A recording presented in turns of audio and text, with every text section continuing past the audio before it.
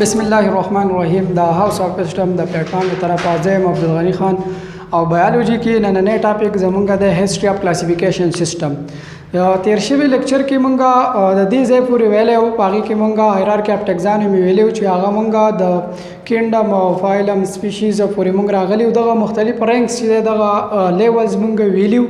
نو د دې ټاپک نه مخکې به اول هغه سپیشیز چې دی هغه پکې پاتې شوی او په هغې باندې مونږه سبیس نه کړی نو نن به ټول دې نه اول سپیشیز چې دی د هغې ډیفینیشن به وکړو هغه به ډسکس کړو او د هغې نه پس چې دی بیا به د خپل ټاپک له راځو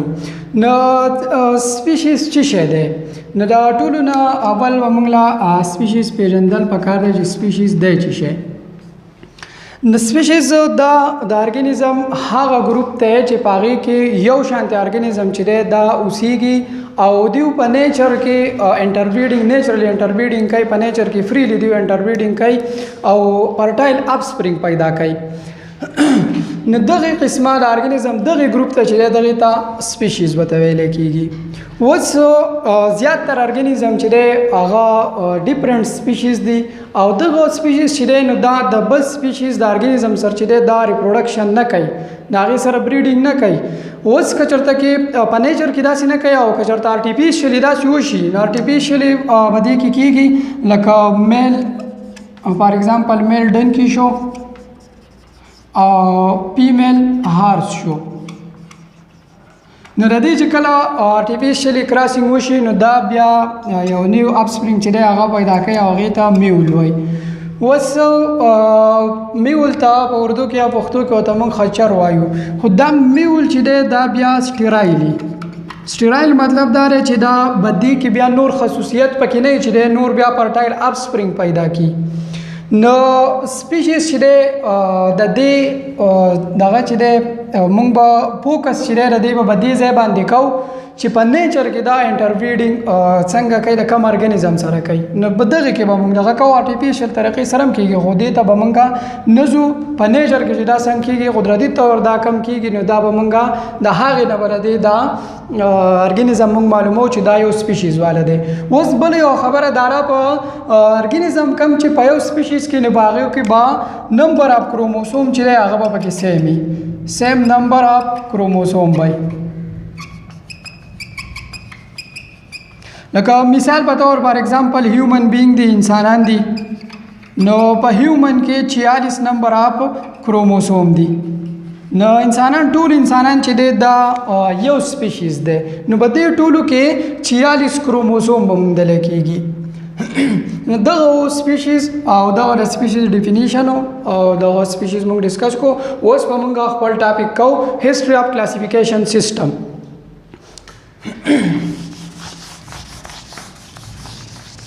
کلاسیفیکیشن سیستم چې د دې هیستوري به اوس مونږ سټډي کوو چې کلاسیفیکیشن څنګه اول چا کړی او بیا څنګه وشو د هغې نه پس بیا اوس ماډرن څنګه دی نو دا به په دې ننني ټاپک کې مونږ وایو د ټولو نه اولنې کلاسیفیکیشن د ارګانیزم چې دی هغه ارسټوټل کړی و ارسټوټل یو ساینټسټ و دی په 4 BC کې و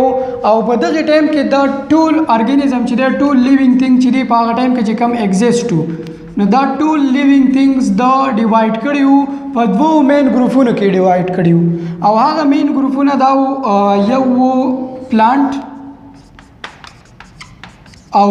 بلو انیملز بیا د ارسټوټل د شاګرد او ارسټوټل په شریکه باندې بیا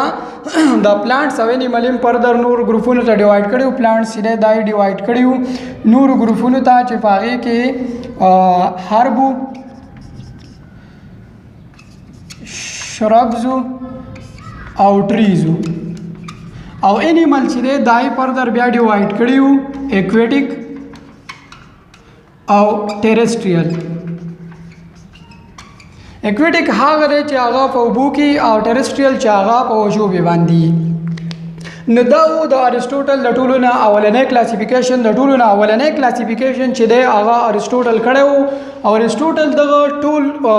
شیزونه چې دی دا یې په دوو ګروپونو کې اول تقسیم کړي وو یو پلانټس ګروپ او بل انیملز ګروپ په پلانټ ګروپ کې هغه فردر بیا ډیوایډ کړی وو هربس ته شربس ته او ټریز ته او انیمل چې دی دا یې فردر ډیوایډ کړي وو ایکویټک ته او ټیرسټریل ته بیا ارسطوټل نه پس چې دی په دې کې بیا یو مسلمان ساینټسټ و هغه پکې هم کانټریبیوشن کړی و په دې کلاسیفیکیشن کې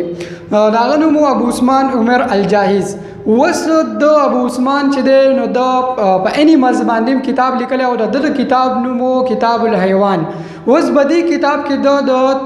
350 سپیشیز د انیمل چې دی د هغې کرکټرز ډسکس کړي او د اول فیر باندې د انسیکټ چې دی د سوشل انسیکټ چې کوم دی اینډس د هغې ارګنایزیشن چې دی نو هغه هم د په اول ځل باندې پیش کړی و چې اینډس چې دی د هغې سوشل ارګنایزیشن څنګه دی بیا د هغې نه پس چې دی نو وخت تېرېدو او په هغې نه پس بیا ټو کینډم سیسټم کلاسیفیکیشن چې دی دا راغی نو اوس دا ټو کینډم سیسټم کلاسیفیکیشن بیا چا کړی و نو ټو کینډم سیسټم کلاسیفیکیشن چې و دا کیرولس لینیس کړی و په 1753 کې دا کړی و کیرولس لینیس ته فادر آف ټیکزانومي ورته هم ویلی کېږي کیرولس لینیس چې دی ځکه چې د سیسټمیټک کلاسیفیکیشن په اول فیر باندې کیرولس لینیس وکړو او بدی کې د ټول ایگزیسټینګ انیمل چې یو کم آل لیوینګ تھینګز چې یو نو دا هم د ډیوایډ کړي وو دوو ګروپونو ته او دغه ګروپونو لا د نوم ورکړی وو کینډم پلانټي او کینډم انیمیلیا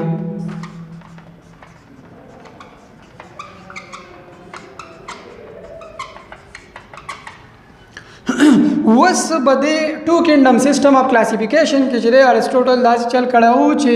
په کینډم پلانټي کې ټوټل آل ګرین پلانټس ټول ګرین پلانټس چې دی دای پکې انکلوډ کړي وو په کینډم پلانټي کې د دې سره سره پنجای چې دی دای پکې هم انکلوډ کړی وو او بیکټیریا ورسره هم انکلوډ کړی وو نو دا ټول چې دی دا د په کینډم پلانټي کې ایښی وو او په کینډم انیمیلیا کې چې دی نو په دې کې که اکویټیکو او که ټیرسټریلو او که فروکریاټو او که یوکریاټو نو دغه ټول ارګنیزم چې دی د په کینډم انیمیلیا کې ایښی وو اوس دا سیسټم چې دی ټو کینډم سیسټم کلاسیفیکیشن چې دی د دې څه لیمیټیشن و دا څه لیمیټه پورې کار کوو د هغې نه پس دا بیا نور به د کلاسیفیکیشن به دې کې بیا نور نه کېدو د ارګنیزم لکه فردر بیا به دې کې ارګنیزم چې دی هغه ډسکور شو لکه یوګلینا به شانتي ارګنیزم نو یوګلینا ارګنیزم چې دی هغه د په کینډم پلانټي کې ایښی و او یوګلینا چې دی په هغې کې دواړه کرکټر دي هم پکې د انیمل لایک کرکټر دی په یوګلینا کې او هم پکې پلانټ لایک ته هم پکې انیمل لایک دي اوس انیمل لایک کرکټر پکې دا دی چې کله ډارکنیس کله تیارۍ نو د خپل پوټ چې دی هغه انګلپ کوي او بل پکې دا دی انیمل لایک کرکټر چې بدی کې سیلوال نشته او پلانټ لایک کرکټر پکې دا دی چې بدی کې کلوروفیلی او فوټوسنتھیسس کوي او باغې سره خپل خوراک چې دی هغه تیاری نو دا قسم ارګنیزم چې دی د دې بیا کلاسیفیکیشن چې دی هغه بیا به دې کینډمز کې صحیح نه راتلو په پلانټي کې هم نه راتلو په انیمیلیا کې هم نه راتلو کیرولس لینیس په پلانټي کې ایښی و خو دی به دې کې بیا صحیح نه راتلو د دې لپاره یو جدا کینډم پکار و چې داسې قسمه د ارګنیزم او د دې په شانتې نور ارګنیزم چې دی دا په هغې کې جدا شي نو د دې سیسټم یو لیمیټیشن دغه او د فروکریاټ یوکریاټ وضاحت هم نه وکړی چې فروکریاټس پکې په کم کینډم کې دي او یوکریاټس په کم یو کې دي نو د دغې دپاره هم دغه فروکریاټس او یوکریاټ دپاره هم جدا جدا کینډمز دغه پکار و چې دا به دې کې جدا جدا راشي نو ده به دې کې د دې څه وضاحت پکې نه وکړی بیا د دې نه پس چې دی د دې د لیمیټیشن په بیس باندې بیا پایپ کینډم سیسټم چې دی هغه بیا پیش کړی شو نو پایپ کینډم سیسټم کلاسیفیکیشن چې دی په دې کې اول ارنسټ هیکل یو ساینټسټ و چې هغه پروټیسټا کینډم چې دی دا بل کینډم یې پیش کو او دغه کینډم ته یې پروټیسټا وي په پروټیسټا کې اوس د یوګلینا په شانتي ارګنیزم چې دی هغه به دې پروټیسټا کې ټول د انکلوډ کړل چې دا ټول به دې پروټیسټا کې پراته وي او دا په 1866 کې پروپوز کړی بیا په 1969 کې رابرټ ویټاکر چې دی هغه ټول ارګنیزم چې دی هغه کلاسیفای کړل په پایپ کینډم کې په کینډم مونیرا کې کینډم پروټیسټا کې کینډم پنجای پلانټي او انیمیلیا کې. نو په دې ټولو 15 کینډمز کې چې د ټول ارګانیزم چې د هغه د کلاسیفای کړل. خو بیا وروسته د کلاسیفیکیشن نه پس چې د مارګولیس او شوارټز دوه ساينټیسټو په 1988 کې هغه د رابرټ پیټاکر د کلاسیفیکیشن د سیستم چې د دای بیا موډیفای کو او دای د سیلولر سټرکچر او د موډ اف نیوټریشن او د موډ اف ریپروډکشن په بیس باندې دا کې خو او د دې موډیفیکیشن او د دې مارګولیس او د شوارټز د سکیمز مطلب هم داو چې دیو کینډم مونیرا چې دی هغه لې نوم کې خو دو کینډم فروکریاټي. نو داو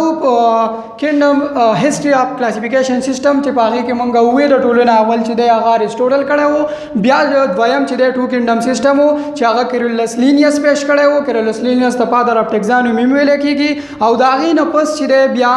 ارنست هیکل چې دی هغه پروټیسټا کینډم چې دی هغه پیش کړو او دا غي نه پس رابرټ پیټاکر چې دی نو د 5 کینډم کلاسیفیکیشن چې دی هغه کړو. مارګولیس او شوارټ چې دی دغه بیا موډیفای کړو. نو دا ونه ټاپک زمونږه د دې ځای پورې امید لرم چې تاسو به پوهیدلی. که څه کوېسچن ان باکس کې کولای شئ او واتساپ ګروپ سره زموږ سره شیر کولای شئ. تھینک یو.